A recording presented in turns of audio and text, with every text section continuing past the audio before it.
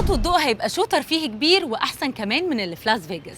كلنا عارفين عروض الصوت والضوء، بس اللي مش اكيد عارفينه ان بيتم تطويره حاليا في منطقه الاهرامات الى اعلى مستوى من التكنولوجيا. يعني قصه مصر القديمه هتتحكي بشكل عالمي وترفيهي ومبهر جدا. عشان كده وقعت شركه OSL التابعه لاوراسكوم عقد لقرض ب 963 مليون جنيه مع بنك CIB لتمويل المشروع ده، والمشروع كله هيكلف حوالي 1.2 مليار جنيه وهيخلص مع نهايه العام الحالي 2025. ومش بس المشروع اللي هيكون ضخم، كمان ايراداته هتكون ضخمه، فبيستهدف ايرادات ب 140 مليون جنيه مقارنه ب 115 مليون جنيه قبل كده. وعارفين ايه بقى الحاجه اللي تفتح النفس؟